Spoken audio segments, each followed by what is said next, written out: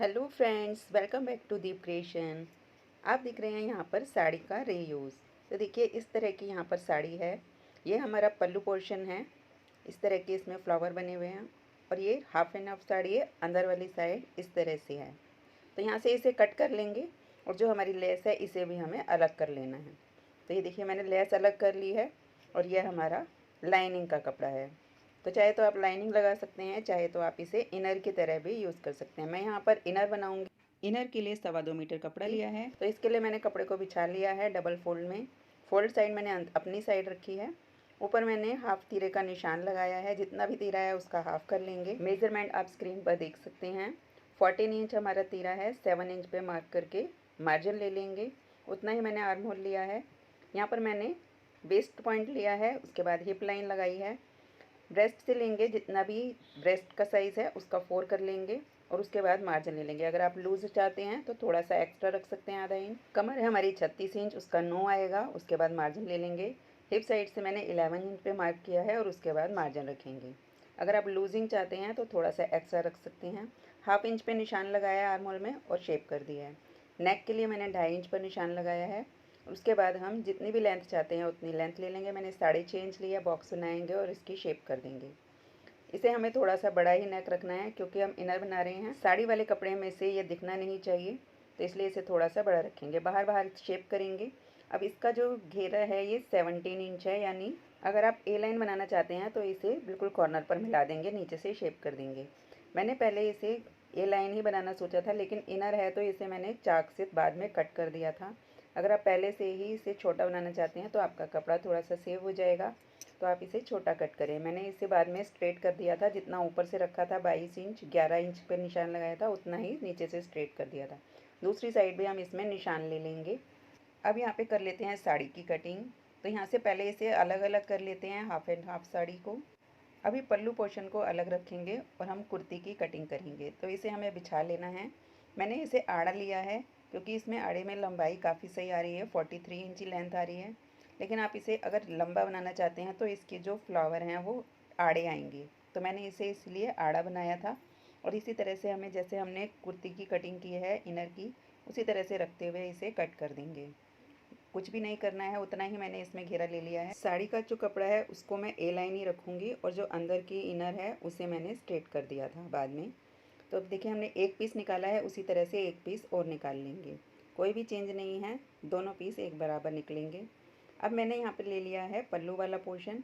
तो इसमें से जो देखिए ये बॉर्डर लगा हुआ है ना, इसे मैं कट करूँगी क्योंकि साड़ी का जो ये घेरा है ये काफ़ी ज़्यादा है दुपट्टे के लिए और इतना ज़्यादा हमें नहीं चाहिए। ये ब्लैक पोर्शन भी मुझे थोड़ा सा कम चाहिए था। तो मैं यहाँ पर ये बॉर्डर निकाल दूँगी और इस बॉर्डर से हम डिज़ाइनिंग करेंगे। तो इसमें हमें पूरे में ये बॉर्डर निकाल देना है दोनों साइड, इसका घेरा कम हो जाएगा। अब पल्लू में से दोनों तरफ से किनारी चली गई है, तो हम इसे सीधी साइड इस तरह से फोल्ड करेंगे और उसके बाद इससे बॉर्डर को लगा देंगे जो हमने पहले निकाल दिया था।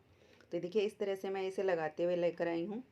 और जहाँ से हमने कोना बनाना है वहाँ से हमारा जितना कोना दूसरी साइड आएगा उतना इसे फोल्ड करेंगे और इसे कॉर्नर पर रखते हुए नीचे जहाँ तक लेस आ रही है इसे तिकोने में इस तरह से स्टिच कर देंगे।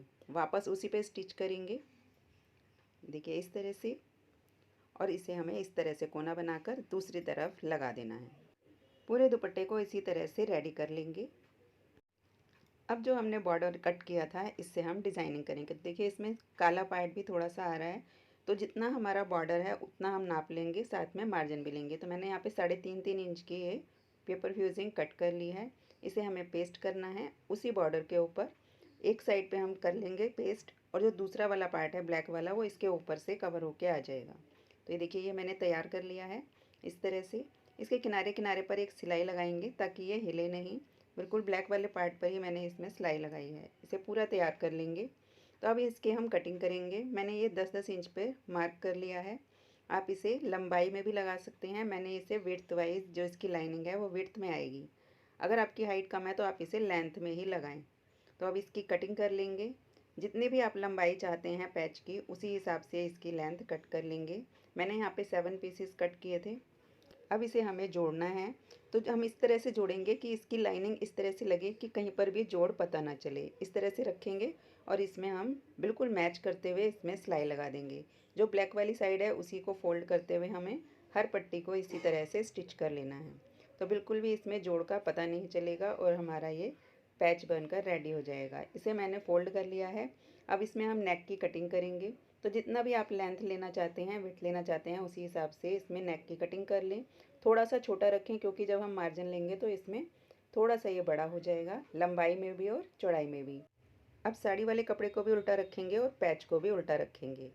जो कुर्ती वाला कपड़ा है उसे मैंने सेंटर में क्रीज बना ली है। इसे हमें दोनों साइड जितना हमने नेक में विड्थ लिया था उतना ही ले लेंगे और इसे पहले आप पिन से भी अटैच कर सकते हैं क्योंकि जो कपड़ा है, ऊपर वाला कपड़ा है साड़ी का, वो थोड़ा सा ढिलकना है और इसमें हमने लाइनिंग नहीं लगाया है।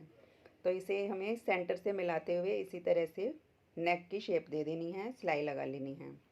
तीनों तरफ से इसे हमने लगा लिया है। अंदर वाले नेक को कटिंग कर लेंगे साड़ी वाले कपड़े को। जहाँ जहाँ पे भी शेप आया है कॉर्नर का, वहाँ पर छोटा छोटा सा कट लगा लेंगे। सिलाई नहीं कटनी चाहिए। अगर ये गोलाई में है तो छोटे छोटे से कट लगा लीजिए। अब इसे हम जैसे पलटेंगे ना तो ये सीधी साइड आ जाएगा। पैच भी हमारा सीधी साइड आ गया और हमारा कुर्ती का कपड़ा भी सीधी साइड आ गया। गले की शेप देते हुए इस तरह से किनारे पर सिलाई लगाएंगे। हमारी पूरी सिलाई लग गई है। अब साइड से भी इसे अटैच करेंगे। तो बिल्कुल सेंटर से सेंटर मिलाते हुए तीनों तरफ से अटैच कर देंगे। अभी हमने इसमें फिनिशिंग नहीं किया, फोल्ड नहीं किया क्योंकि इसके ऊपर से हम लेस लगा देंगे। इसीलिए हमने पहले ही दुपट्टे को तैयार कर लिया था कि जितनी भी लेस बचेगी इसे हम पैच में यूज़ कर सकते हैं। तो ये देखिए, इसे कंप्लीट कर लेंगे। ये हमारा पैच बन गया है। सेंटर में बटन से अटैच कर लेंगे। दूसरी साइड भी मैंने एक एक सिलाई लगा ली है क्योंकि ये थोड़ी सी चौड़ी लेस है। थोड़ी सी फ्रंट आर्म होल की भी कटिंग कर लेंगे जिससे फिटिंग बहुत ही अच्छी आएगी स्लीव्स की। अगर पीछे का गला आपका छोटा है तो शोल्डर भी डाउन कर लें। बैक नेक भी हमें पाइपिंग लगा के इसी तरह से तैयार कर लेना है। अब लगाएंगे इसकी साइड। तो जितना हमने निशान लिया था इनर में, उससे थोड़ा सा लूज़ रखते हुए इसे सिलाई कर लेंगे। इसमें जहाँ पर चाक आ रहे हैं वहाँ पर रोक कर इसे अच्छे से पक्का कर लेंगे। इसमें मैं दोनों तरफ चाक बनाने वाली हूँ और इसे हमें दोनों तरफ से इस तरह से मोड़ते हुए सिलाई कर लेना है। जो हम इनर बनाएंगे उसके चाक थोड़े से ऊंचे रखें। अब कर लेते हैं स्लीव की कटिंग। तो इसे मैंने देखिए डबल कपड़ा लिया है और इसे हम फोल्ड कर लेंगे। जितनी हमें लेंथ चाहिए लेंथ का मार्क कर लेंगे दोनों तरफ मार्जिन लेते हुए। इसे मैंने स्ट्रेट लाइन से मिला दिया है। इसे तिरछा रखेंगे। जितना भी चेस्ट का फ्लोर आ रहा है उसमें से एक माइनस कर देंगे तो ये 9 आएगा तिरछा करके लेंगे तो। और अगर आप सीधा नापेंगे तो ये 1 इंच ही कम आएगा। इस तरह से शेप कर देंगे। लगभग ये 3 या 3.5 इंच पर ऊपर से लेंथ आती है। बॉटम का हाफ लेते हुए इसकी कटिंग कर लेंगे। जहाँ पे भी इसकी विड्थ आ रही है नोचिस लगा लेंगे। सेंटर में भी नोचिस लगाएंगे। अब फ्रंट की शेप करने के लिए इस तरह से हम 2 पीसीस को पकड़ेंगे और इसे आगे की शेप कर देंगे। जो बॉर्डर हमने पैच में लगाया था उसी से हम स्लीव की भी डिज़ाइनिंग करेंगे। तो इसे मैंने ले लिया है। जितना हमारा बॉटम है इससे थोड़ा सा ज़्यादा रखेंगे क्योंकि ये थोड़ा सा वेस्ट होगा। तो यहाँ से हम थोड़ा एक्स्ट्रा रख के चलेंगे। तो यहाँ से इसे हम कट कर लेते हैं।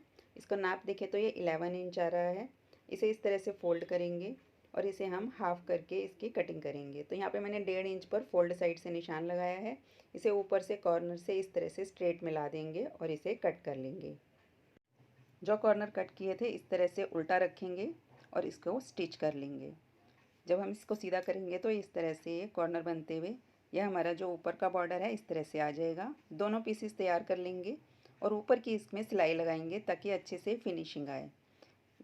हमारे दोनों पीसेस तैयार हैं। इसे एक के ऊपर एक इस तरह से ओवरलैप करेंगे और इसमें हम किनारे की सिलाई लगाएंगे। जब दूसरी बाजू बनाएंगे तो इसका जो ओवरलैप है वो दूसरी साइड आएगा, यानी दोनों जो बाजुएं बनेंगी हमारी अपोजिट साइड में बनेंगी। अब इसका सेंटर लेंगे। स्लीव को भी हमने सेंटर पॉइंट निकाल लिया है। जो हमारा पैच है इसका भी हम सेंटर पॉइंट निकालेंगे और इस तरह से इसे मैच करते हुए इसमें सिलाई लगाएंगे। सिलाई हमें इस तरह से लगानी है कि जो ब्लैक कपड़ा है वो बिल्कुल भी दिखाई ना दे, सिर्फ बॉर्डर बॉर्डर हमारा दिखाई देना चाहिए। अब देखिए हमारा बॉर्डर अटैच हो गया है। अब जो हमने मार्जिन लिया था इसे थोड़ा थोड़ा सा फोल्ड करते हुए सिलाई लगाएंगे। ब्लैक कपड़ा थोड़ा सा ज़्यादा है।